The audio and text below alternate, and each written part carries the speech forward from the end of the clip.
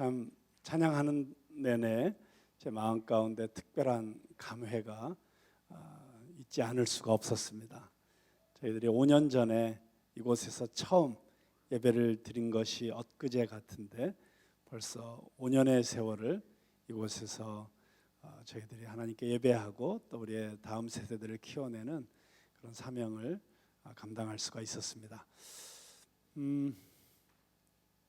지난 세월을 돌이켜 보면 기쁜 일도 있었고 또 가슴 아픈 일도 있었고 많은 여러 가지 사연들이 정말 이 장소 곳곳에 이렇게 배어 있고 수많았던 어떤 장면들이 주마등처럼 그렇게 스쳐 지나가는 것을 금할 수가 없었습니다.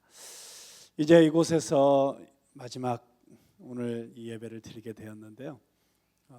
정말 저희 교회의 또 역사의 한 페이지가 이제 넘어가는 것 같습니다. 다음 주에는 우리가 그토록 기다리던 킹콩 빌딩 광야 아트 센터에서 이제 저희 예배를 드리게 되겠습니다. 많은 이야기를 그것과 관련해서 나누고 싶지만 그냥 한 가지만 여러분들과 함께 이렇게 같이 결단하고 우리 새 예배당에서 예배를 시작할 수 있었으면 좋겠습니다. 저희 각자가 그리고 우리 교회 공동체가 새로워지기로 주님 앞에 결단하는 것입니다. 뭔가 달라지기로. 그것이 사람마다 다 다를 수 있겠으나 정말 이렇게 새 예배 처소에서 우리가 하나님 앞에 예배 드리는 이 기회를 통해서 나도 하나님 앞에 새로워지고 또 공동체로서의 우리 푸른나무 교회도 새로워지는 그런 계기를 우리가 만들었으면 좋겠습니다. 누구든지 그리스도 안에 있으면 새로운 피조물이라 이전 것은 지나갔으니 보라 새 것이 되었도다. 우리가 그렇게 매일매일 주님 앞에서 새로워지는 삶을 살기를 원합니다. 그런데 특별히 이렇게 하나님께서 특별한 기회를 주실 때 이것이 단지 교회의 예배 처소가 달라지는 그 정도가 아니라 내 삶의 어떤 근본적인 변화가 시작되는 그런 계기로 삼기 위해서 우리가 기도하고 준비했으면 좋겠습니다. 네, 이 땅에 살았던 모든 인간들 가운데 가장 완벽하게 자신의 데스티니를 이루어낸 한 사람을 꼽으라고 한다면 저는 주저없이 예수님이라고 답할 것입니다. 저뿐만이 아니라 기독교인뿐만이 아니라 이성적이고 객관적인 판단을 할 수 있는 사람이라면 자신의 종교를 막론하고 예수님에게 한 표를 던지는 것이 마땅할 것이라고 저는 생각을 합니다. 데스티니를 저는 우리 인생을 향한 하나님의 계획이라고 그렇게 정의하고 말씀드렸습니다. 여러분 기억나시죠? 네. 아담과 하와가 범죄하여 에덴 동산에서 쫓겨날 때부터 창세기는 그 타락한 인류를 구원하실 하나님의 계획이 있다는 것을 우리에게 알려주고 있습니다.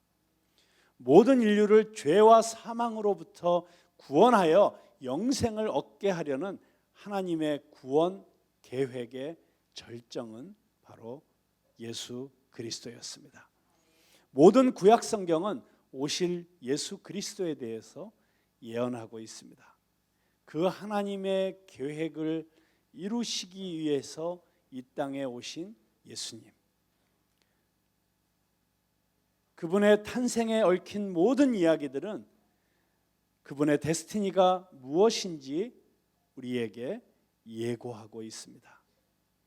그리고 마침내 이 땅에 오신 예수 그리스도, 그분께서는 33년의 짧은 인생을 통해서 자신의 데스티니를 완벽하게 이루어내셨습니다. 예수님은 언제나 자기 자신의 데스티니가 무엇인지를 정확하게 아시고 사셨습니다. 하나님이 세상을 이처럼 사랑하사 독생자를 주셨으니 이는 누구든지 저를 믿는 자마다 멸망치 않고 영생을 얻게 하려 하심이라. 여기에 예수님의 데스티니가 잘 드러나 있습니다. 나는 생명의 떡이다. 나는 세상의 빛이다. 나는 양의 문이다. 나는 선한 목자다. 나는 부활이요 생명이다. 나는 길이요 진리요 생명이다. 나는 참 포도나무다. 요한복음에 나오는 예수님의 7가지 I am statements, 내가 누구다라고 하는 것을 스스로 밝히신 이런 예수님의 선언 속에 예수님께서 얼마나 정확하게 자기 자신의 정체성을 정확하게 인지하고 계셨고, 그리고 그것을 삶으로 구현해 내셨는지를 우리는 알 수가 있습니다.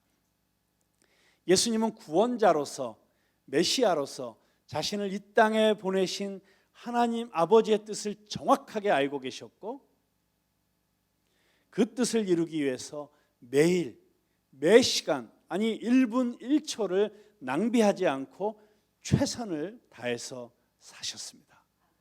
그리고 자신의 데스티니를 이루기 위해서 자신이 치루어야 할 대가를 치르셨고, 그 대가는 마침내 십자가의 죽음으로 이어졌습니다. 그러나 부활을 통해서 예수님은 하나님의 구원 계획을 완성하여 하나님을 영화롭게 하셨습니다. 그래서 십자가에서 남기신 그분의 마지막 말씀이 무엇입니까? 다 이루었다. 다 이루었다. 얼마나 멋진 인생입니까? 저도 제가 이 짧은 인생, 그런데 예수님에 비하면 벌써 이미 너무 오래 살았네요. 그런데 이 짧은 인생 마지막 숨을 거둘 때 하나님 앞에 감사합니다. 하나님, 부족하지만 최선을 다해 살았습니다.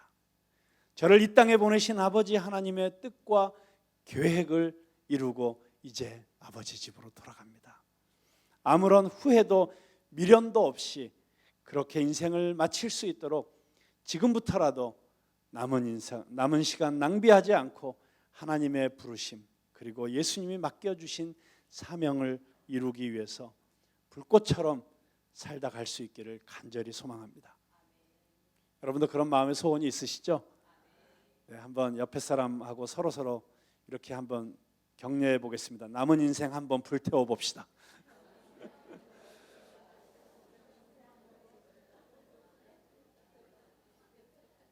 예수님은 우리 믿음의 주요, 우리를 온전케 하시는 주님이십니다. 그리스도인으로서 우리의 가장 큰 소망은 예수님을 닮는 것입니다. 예수님처럼 사는 것입니다. 그런데 우리 안에는 예수님처럼 살 수 있는 능력이 없습니다. 우리 힘으로 예수님처럼 살려고 하면 절망할 수밖에 없습니다. 그러나 낙심하지 마십시오. 예수님은 우리에게 복음, 굿뉴스, 좋은 소식을 주시는 분이십니다. 내가 그리스도와 함께 십자가에 못 박혔나니 그런즉 이제는 내가 사는 것이 아니요 내 안에 그리스도께서 사시는 것이라. 할렐루야. 내가 죽고 그리스도께서 내 안에 사시면 되는 것입니다. 그때 우리는 예수님을 닮아갈 수 있게 되고 예수님이 맡기신 일을 감당하게 될 것이고 예수님처럼 살아가게 될 것입니다. 여러분, 예수님 닮기를 원하십니까? 이제부터 예수님이 어떤 분이셨는지 데스티니의 관점에서 한번 살펴보려고 합니다. 앞으로 몇 주간에 걸쳐서 예수님은 어떤 데스티니를 가지고 이 땅에서 사셨는지, 그리고 우리의 삶의 모본이신 그 예수님의 그 데스티니가 나의 삶의 데스티니가 될 수 있도록 우리가 함께 예수님의 삶을 살펴보려고 합니다. 예수님의 데스티니를 묵상할 때 저에게 가장 먼저 떠오른 말이 바로 오늘 설교의 제목, 상처 입은 치유자입니다. 이 제목은 20세기의 가장 위대한 영적 지도자 가운데 한 분으로 존경받았던 헨리 나우엔의 책에서 따온 것입니다. Wounded Healer, Wounded Healer, 상처 입은 치유자. 그 책에서 헨리 나우엔은 이렇게 쓰고 있습니다. 이 세상에서 상처 없이 살아가는 사람은 없습니다. 이 세상에서 살고 있는 모든 사람은 신체적, 정신적, 정서적, 영적인 상처로 어려움을 겪습니다. 그러나 우리의 상처는 다른 상처 입은 사람을 이해하고 치유할 수 있는 기회 내지 수단으로 사용될 수 있습니다. 우리가 자신의 상처를 부끄럽게 여기지 않고 다른 사람을 돕는 힘으로 여길 때 우리는 자신의 상처를 통해서 다른 사람을 치유하는 자가 될 수 있습니다. 그러면서 상처 입은 치유자 1호는 바로 예수님이라고 그렇게 이야기를 합니다. 우리가 성경을 깊이 묵상하다 보면 특별히 구약의 복음서라고 하는 이사야서를 연구해 보면 이 상처 입은 치유자가 되는 것이 예수님의 데스티니였다는 사실을 분명히 확인하게 됩니다. 이사야서 53장 3절에서 5절 그 유명한 고난의 종의 노래 가운데 우리는 그 상처 입은 치유자의 모습을 발견할 수 있습니다. 우리 한번 3절부터 5절까지 같이 읽어보겠습니다. 시작.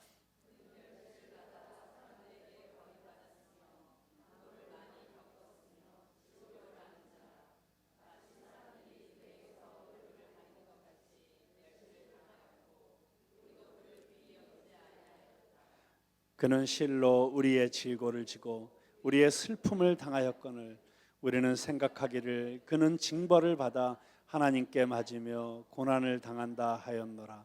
그가 찔림은 우리의 허물 때문이요 그가 상함은 우리의 죄악 때문이라. 그가 징계를 받음으로 우리는 평화를 누리고 그가 채찍에 맞음으로 우리는 나음을 받았도다. 특별히 이 5절 말씀에 상처 입은 치유자로서 예수님의 모습이 잘 나타나 있습니다. 예수님도 인간이 받을 수 있는 모든 상처를 다 받으셨습니다. 거절당하셨습니다. 가장 가까운 자신의 삶을 쏟아부었던 제자들에게도 배신당했습니다. 사람들의 미움을 받았고 거짓 비방과 질투와 부당한 대우와 억울한 고소와 조롱과 육체적 학대와 모욕과 벌거벗겨지는 수치와 부끄러움과 창에 찔리는 말로 다 할 수 없는 상처를 받으셨습니다. 우리가 그 신비를 다 이해하지 못하지만 진정한 구세주 메시아가 되시기 위해서 그분은 그 모든 상처를 받으셨습니다.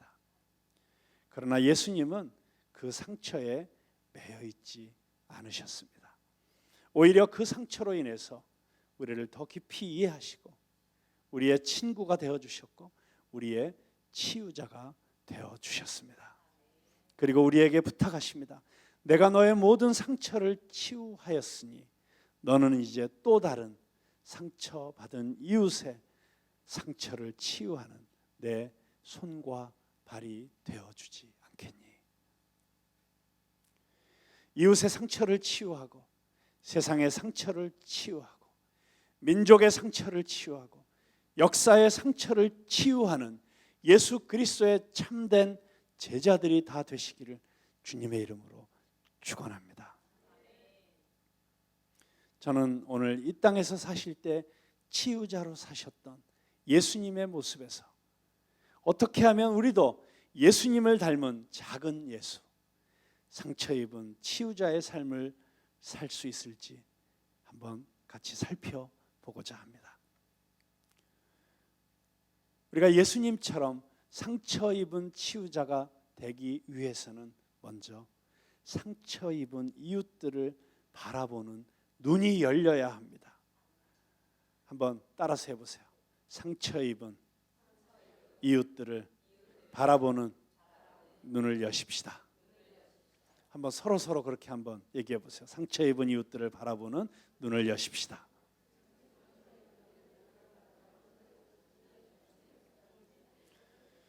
여러분, 상처 입은 이웃들의 치유자가 되려면 먼저 상처 입은 이웃들이 내 눈에 보여야 돼요.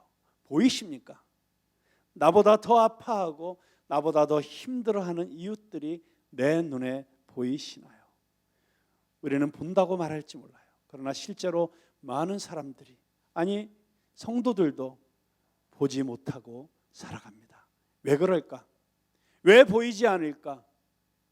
너무 바쁘기 때문에, 내 문제에 붙잡혀 있기 때문에, 내 상처에 빠져 있기 때문에, 내 상처에 함몰되어서 이웃들의 상처가 내 눈에 띄지 않는다는 것입니다. 그러나 예수님은 다르셨습니다. 오늘 성경 본문은 어떻게 시작됩니까? 마태복음 9장 35절 36절 말씀입니다. 예수께서 모든 도시와 마을에 두루 다니사 그들의 회당에서 가르치시며 천국 복음을 전파하시며 모든 병과 모든 약한 것을 고치시니라. 무리를 보시고 불쌍히 여기시니 이는 그들이 목자 없는 양과 같이 고생하며 기진함이라. 여기 36절에 보면 어떻게 해요? 보시고, 불쌍히 여기시기 전에 먼저 보셨어요. 병든 자를 보셨습니다. 약한 자를 보셨습니다. 목자 없이 방황하는 양떼들을 보셨습니다. 그들의 가련함을, 그들의 연약함을, 그들의 힘들어함을 보셨어요. 봐야 돼요. 보는 것이 먼저예요. 그런데 우리가 보지 못하고 살아가는 이유, 이미 말씀드린 것처럼 너무 바빠요. 내 상처에 빠져 살기 때문에 그렇습니다. 우리 시대의 위대한 설교가였던 고든 맥도날드는 이렇게 얘기합니다. 우리 시대 모든 인생들이 두 가지 타입의 삶을 살고 있다고 말했습니다. 모든 인생이 둘 중에 하나의 삶을 살고 있는데, 첫 번째 타입은 driven life, 쫓겨다니는 인생. 쫓겨다니는 인생. 오늘 여러분의 인생도 허겁지겁 쫓겨다니는 인생에 빠져 살다가 겨우겨우 이곳에 오신 것은 아니신지요? 쫓겨다니는 인생. 쫓겨다니다 보면 아무것도 보이지 않아요. 그러나 그는 또 하나의 인생이 있다고 말합니다. 그 인생은 소명에 의한 삶, called life, 부르심 받은 삶. 소명에 의해서 살아가는 삶. 하나님이 왜 나를 불러주셨는지, 나를 향한 소명, 나의 부르심을 알고 그 부르심을 향해서 일관성 있게 뚜벅뚜벅 걸어가는 삶. 그런데 이런 소명의 삶을 살아가는 사람들은 매우 적다는 것입니다. 대부분의 사람들은 쫓겨다니는 인생을 살아요. 아무것도 보이지 않아요. 사랑하는 성도 여러분, 나에게 하나님의 주신 인생이, 내 인생이 얼마나 남아있던, 하나님이 나를 통해서 내 이웃들이 터치를 받고 치유를 받고 새로워지고 주님 앞에 돌아오고 구원을 경험하고 이런 일들이 이루어지려면, 상처 입은 치유자의 삶을 살려면 무엇보다 먼저 여러분과 저의 눈이 열리게 되기를 기도할 수 있기를 바랍니다. 나도 힘들지만 나보다 더 힘들고 나보다 더 아파하고 나보다 더 고통스러워하는 이웃들을 바라보는 눈을 열어 주시옵소서. 이것이 오늘 저와 여러분의 기도가 될 수 있기를 바랍니다. 우리 옆에 있는 분들과 한번 이렇게 얘기해 보세요. 좀 제발 이웃 좀 보고 사세요. 좀 제발 이웃 좀 보고 사세요. 우리가 상처 입은 이웃들을 치유하는 치유자 인생을 살려면 상처 입은 이웃들을 바라보는 눈이 열려야 합니다. 제가 다음 주부터 새로운 장소에서 예배를 드리게 되면서 제 마음 가운데 기도하는 기도 제목이 있습니다. 하나님, 제가 아파하는 사람들, 아파하는 우리 성도들, 아파하는 우리의 이웃들을 볼 수 있는 눈이 열려지게 해주십시오. 이웃들이 제 눈에 들어오게 해주십시오. 여러분, 우리가 예수님을 닮아간다고 하는 것은 전에는 보이지 않던 고통받는 이웃들, 아파하는 이웃들, 외로운 이웃들, 그 누군가가 내 눈에 들어오기 시작하는 것입니다. 전에는 아무런 관심도 없는데 이 땅에 와 있는 탈북자들이 눈에 들어오기 시작하는 것입니다. 이 땅에 와 있는 이주 노동자들의 삶이 눈에 들어오기 시작하는 것입니다. 다문화 가정의 아이들이 눈에 들어오기 시작하는 것입니다. 전에는 아무런 관심의 대상이 되지 못했는데 어느 날 주님께서 내 눈에 그들이 보이게 해 주시는 것, 그것이 은혜인 줄로 믿습니다. 저는 그런 의미에서 제가 이제 청담동으로 들어가면서 왜 하나님께서 우리를 이 청담동의 교회라고 하는 공동체로 계속 존재하게 하시는가, 그 이유를 생각해 보면서 어쩌면 너무나도 화려하고 너무나도 럭셔리한 이 동네에서, 그런데 아파하고 있는 누군가 한 사람을 바라볼 수 있는, 그리고 그들을 치유할 수 있는 공동체로 우리를 불러주신 것이 아닌가 생각합니다. 그런데 그런 공동체가 되기 위해서는 먼저 목회자인 제가 눈이 열려야 됩니다.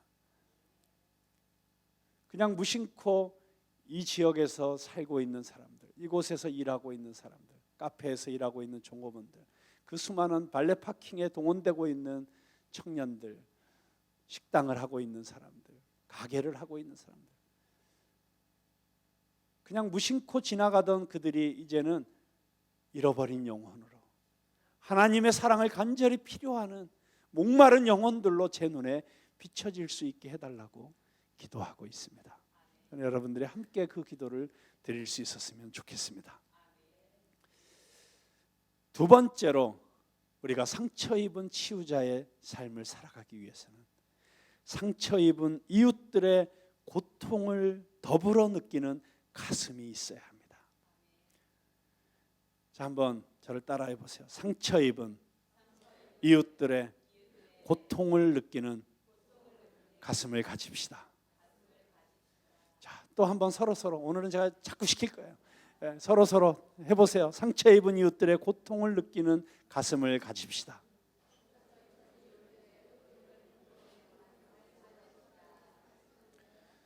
자, 본문에 보시면 9장 36절, 무리를 보시고 그 다음에 뭐라 그랬어요? 불쌍히 여기시니 그랬어요. 무리를 보시고 그냥 지나갈 수 있으시잖아요. 마치 착한 사마리아 사람 비유에 나타나는 어떤 사람들처럼 여리고길에 강도 만나 쓰러진 사람을 보면서도 그대로 지나가고 있었던 레위인 제사장처럼 그냥 지나갈 수 있었잖아요. 그런데 예수님은 달랐습니다. 그는 무리를 보시고, 그리고 어떻게 했어요? 불쌍히 여기시니 그랬어요. 선한 사마리아인처럼. 이 선한 사마리아인의 하트가 바로 예수님의 하트이지요. 불쌍히 여기시니. 옛날 성경에는 민망히 여기시니, 영어 성경에는 compassion, He had compassion on them. compassion. 여러분이 compassion이라는 단어가 어떤 단어입니까? come이라는 단어, 함께, 그리고 passion, 파시오, 고통을 느끼다. 함께 고통을 느낀다. 이웃의 고통을 내 고통처럼, 이웃의 아픔을 내 아픔처럼, 이웃의 외로움을 내 외로움처럼 여기는 마음, 이것이 불쌍히 여기는 마음입니다.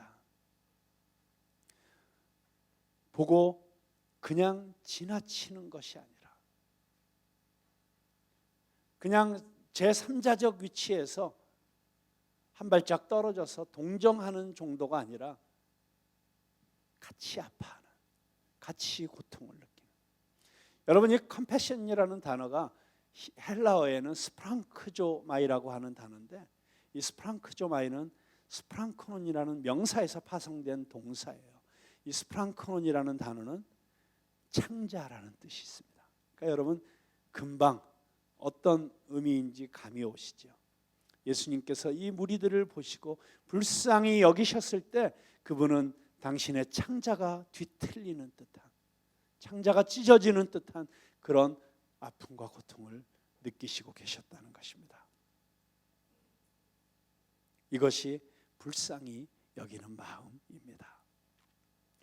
사실 알고 보면 불쌍하지 않은 인생이 없습니다. 여러분, 아무 소리 하지 말고 그냥 옆에 있는 사람 가만히 한번 쳐다보세요. 그냥 한번 쳐다보세요. 눈을 쳐다보세요. 눈은 마음의 창이잖아요. 그 눈에 살아온 인생이 있어요. 한번 가만히 좀 쳐다보라니까요. 쳐다봐요. 가만히 지극히 쳐다보세요. 눈을. 자, 이제 눈을 쳐다보셨으면 이제 이렇게 한번 말씀해 보세요. 가만히 보니 진짜 불쌍하시군요.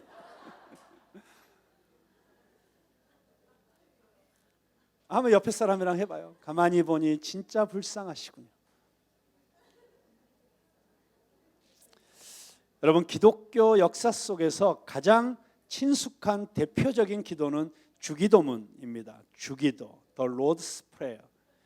그런데 이 주기도문 못지않게 교회 역사 가운데 많은 사람들에게 사용되었던 기도문이 있습니다.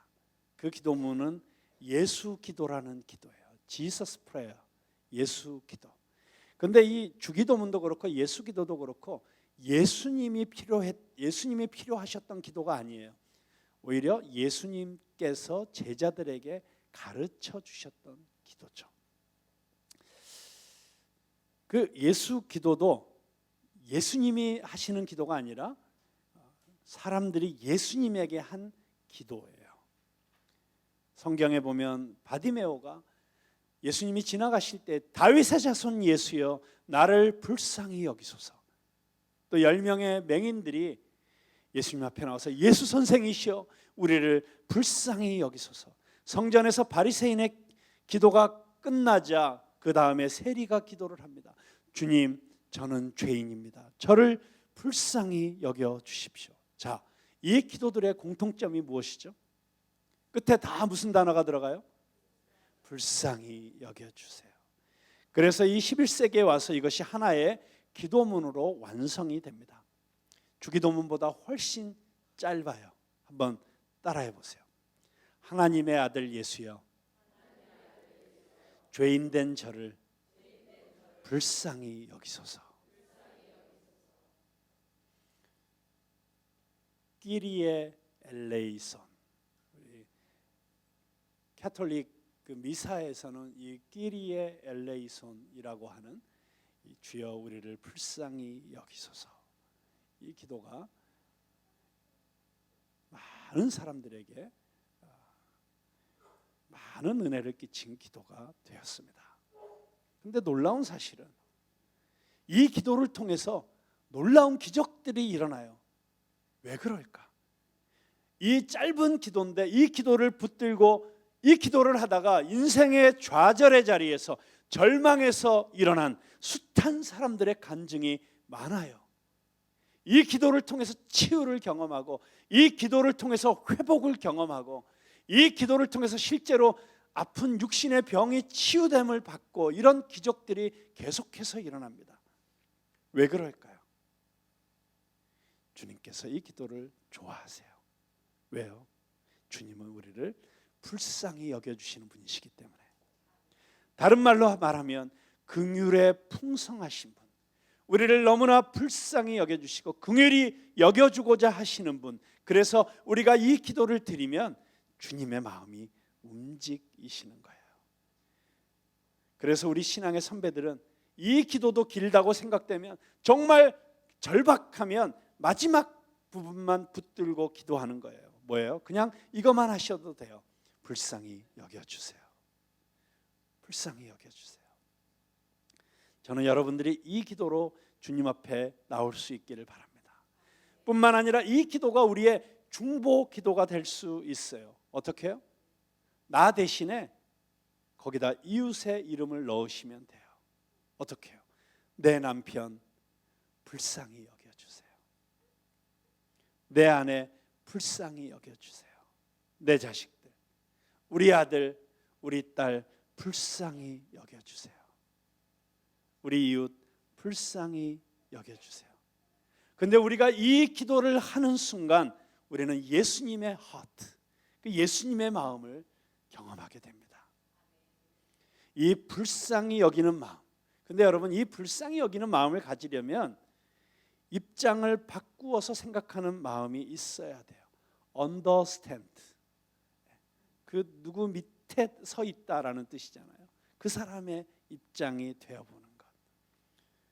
여러분, 아내가 남편의 입장에서 남편을 이해하려고 조금만 애쓴다면, 남편이 아내의 입장에서 아내를 조금만 더 이해하려고 애쓴다면 부부관계가 얼만큼 달라질 수 있을까요? 부모가 자식의 입장에서, 아니 자식들이 부모의 입장에서 부모를 더 이해하려고 애쓴다면,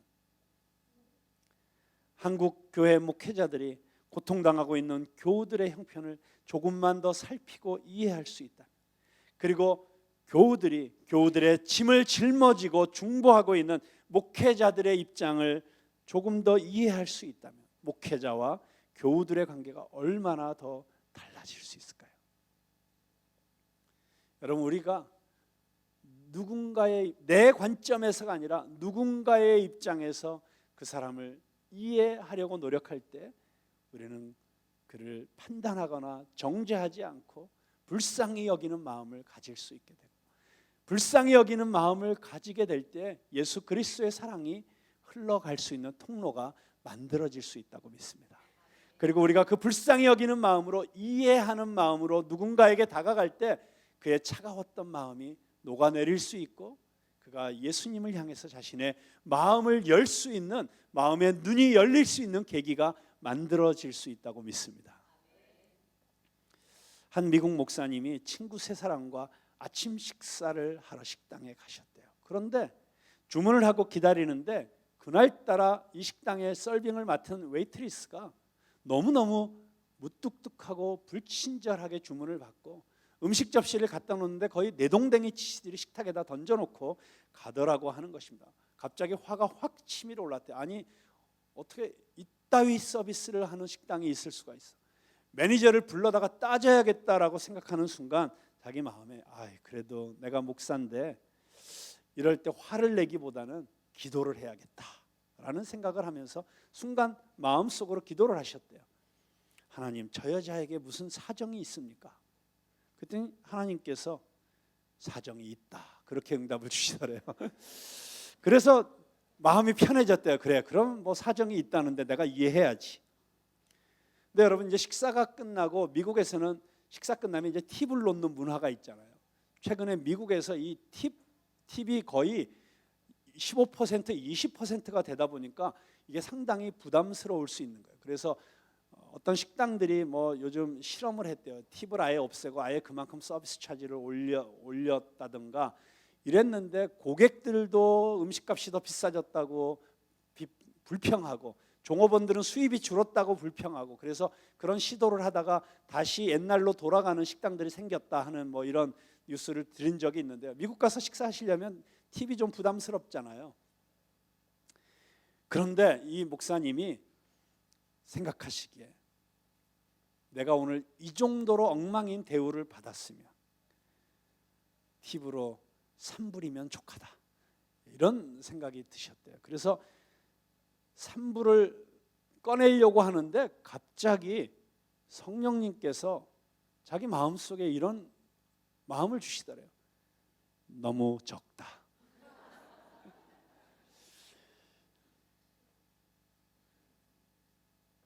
성령님, 3불도 족하지요. 이 정도 서비스 받았는데 3불이면 충분한 거 아닙니까? 그런데 성령님께서 아무 응답을 안 하시고 가만히 계시더래요. 그래서 그러면 성령님, $4? 4달러? 근데 가만히 계시더래요. $5? 근데 또 그냥 가만히 계시더래요. 순간 불길한 예감이 스치고 지나갔습니다. 성령님이 혹시 10불을 원하시는 게 아닐까? 그래서 성령님, 10달러요? 오 예스. 성령님이 예스 하시더래요. 그래서 전혀 마음에 내키지 않았지만 10불을 이렇게 놓고 나가는데 갑자기 그 웨이트리스 자매가 그 10불짜리를 들고 달려와서, 저 손님 이거 팁 아니지요? 아니요, 팁이에요. 아니 그런데 왜 이렇게 많이 주셨어요? 그때 이 목사님이 이렇게 대답하셨다 그래요. 내가 보니까 당신이 오늘 마음에 뭔가 힘든 것이 있어 보였습니다. 그래서 조금 더 팁을 드려서 격려해드리고 싶었습니다. 이렇게 대답을 했대요.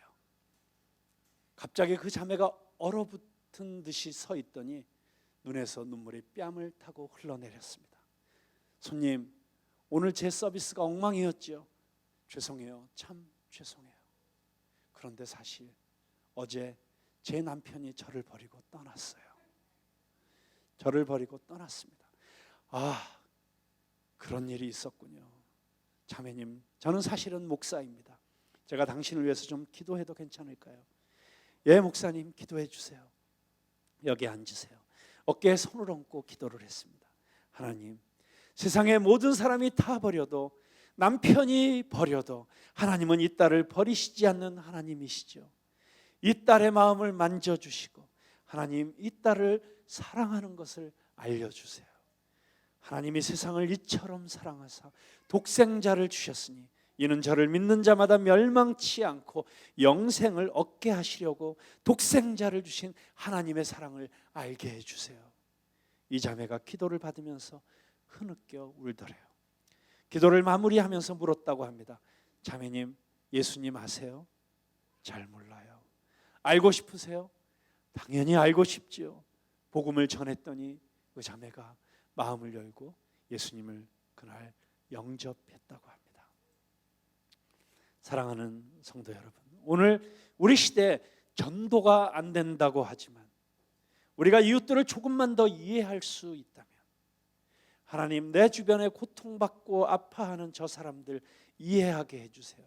이런 하나님의 마음을 갖고 접근한다면 전도의 기회는 아직도 무한하다는 것을 믿으시기 바랍니다. 문제는 저와 여러분이 그 이웃들을 볼 수 있는 눈이 열려 있지 않은 거예요. 아니, 보고 있더라도 내 마음속에 불쌍히 여기시는 이 주님의 마음, 이 예수님의 하트, 이게 없으면 이런 일들이 우리에게 일어나지 않는 것입니다. 상처 입은 이웃들의 치유자로서 살아가는 일생을 원하십니까? 상처 입은 이웃들의 고통을 더불어 느끼는 가슴을 가지시기를 주님의 이름으로 축복합니다. 자, 옆 사람과 서로 이렇게 인사하세요. 상처 입은 이웃들의 고통을 느끼는 가슴을 가집시다.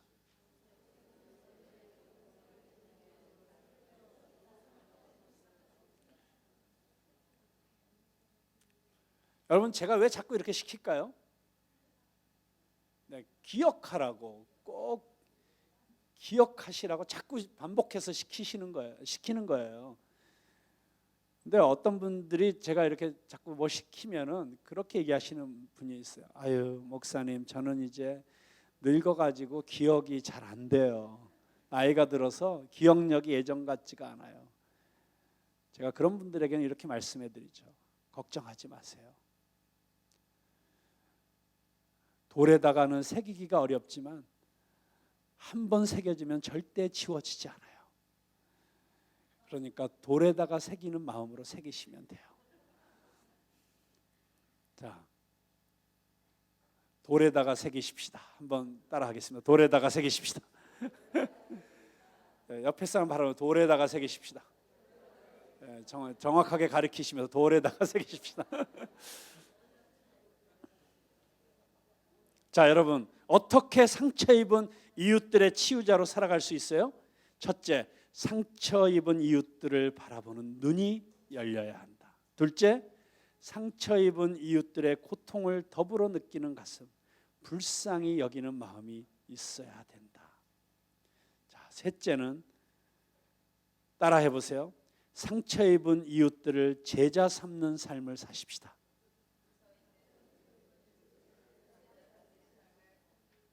너무 길었나요? 네, 상처 입은 이웃들을 제자 삼는 삶을 사십시다. 자, 9장은 이 마태복음 9장은 예수님께서 추수할 곡식은 많은데 추수할 일꾼이 없다고, 그래서 추수할 일꾼을 보내달라고 기도하라고 말씀하시면서 9장이 끝나요. 그런데 10장이 시작되면서 바로 1절에 예수께서 그의 12제자를 부르시는 장면이 나옵니다. 예수님께서 12제자를 부르사 더러운 귀신을 쫓아내며 모든 병과 모든 약한 것을 고치는 권능을 주시니라. 제자들에게 어떤 권능을 주셨어요? 모든 귀신을 쫓아내고 모든 병을 고치고 모든 약한 것을 치유하는 권능을 주셨다고 그렇게 말씀하고 있습니다. 자, 추수할 곡식은 많은데 일꾼이 적어요. 자, 추수할 곡식과 같은 사람들이 기다리고 있어요. 그들을 하나님 나라에 거두어 들이기 위해서 병든 자, 약한 자, 힘들어하는 자, 상처받은 자, 고통받은 이웃들이 기다리고 있어요. 그런데 그들을 인도할 일꾼들이 없어요. 그 다음에 예수님이 12제자를 부르세요. 왜 부르셨을까요? 12제자를 부르신 이유, 12제자가 할 일이 뭐예요? 예수님을 따르는 제자들이 할 일이 뭐예요? 바로 목자 없는 양같이 방황하는 이웃들에게 목자가 되어주는 일, 그들의 목자가 되어주는 일. 예수님은 목자이십니다. 위대한 큰 목자이십니다. 그러나 예수님을 따라가는 모든 성숙한 성도들이 주님은 우리도 작은 목자가 되는 모습을 보고 싶어 하십니다. 이 제자의 다른 이름을 목자라고 할 수 있어요. 잃어버린 양떼들에게, 고통당하는 양떼들에게, 상처받는 양들에게 나도 하나의 작은 목자가 되어서 그들을 품에 안고 살아가는 것, 이것이 바로 제자의 삶이에요. 이 제자의 삶을 살다가 내가 이 이웃들을 치료하기 위해서 내가 어떻게 이 일을 할 수 있냐고 그렇게 물으신다면 걱정하지 말라고, 필요한 권능은 내가 줄 것이라고, 귀신이 만약 그들을 괴롭힌다면 귀신을 쫓는 권능을 주시겠다고, 그들을 병들게 하는 악한 영들의 역사가 있다면 치유하는 권세를 주시겠다고. 그런데 문제는 이것이에요. 제자 삼는 삶을 내가 정말 원하고 있는가? 제자의 삶을 살기를 원하는가? 제자는 예수님을 따라가는 사람, 예수님처럼 살면 돼요. 그런데 한국 교회 안에 제자 훈련에 대한 어떤 오해가 있습니다. 제자 훈련을 어떤 성경 공부 프로그램으로 생각하고 단계적으로 1단계, 2단계, 3단계 이 코스가 끝나면 내가 제자가 된 것으로 착각할 수 있다는 거예요. 그래서 훈련을 다 받고도 성경 공부 프로그램은 다 끝냈는데 제자의 삶은 살지 않는 그런 성도들이 너무 많습니다. 제자의 삶은 단순히 공부만으로 이루어지는 것이 아닙니다. 그렇다면 예수님은 어떻게 제자들을 훈련하셨을까요? 우리는 예수님의 제자 훈련의 방식을 주목할 필요가 있습니다. 마가복음 3장 14절 말씀 함께 읽어볼까요? 시작. 이에 12를 세우셨으니 이는 자기와 함께 있게 하시고 또 보내사 전도도 하며. 자, 제자 12를 세운 궁극적인 이유는 그들을 보내사 전도하게 하시려고, 그러나 보내기에 앞서서 전도할 수 있는 일꾼을 만들기 위해서 주님이 그들에게 하신 일이 뭐예요? 그들과 뭐 하고 계셨어요? 함께 있게 하시고. 이게 중요해요. 함께 있는 것. 여러분, 제자는 누가 될 수 있느냐? 내 주변에 힘들고 아파하는 사람들, 그들과 함께 있을 각오만 있으면 돼요. 내가 성경 지식이 좀 부족해도, 내가 기도가 좀 깊지 못해도 내가 아파하고 힘들어하는 사람들과 같이 있을 각오, 그들과 같이 아파해주고 함께 기도해주고 그들 곁에서 그들의 손을 붙잡아 줄 수 있는 함께 있을 각오만 있다면 우리는 제자의 삶을 살 준비가 되어 있는 것입니다.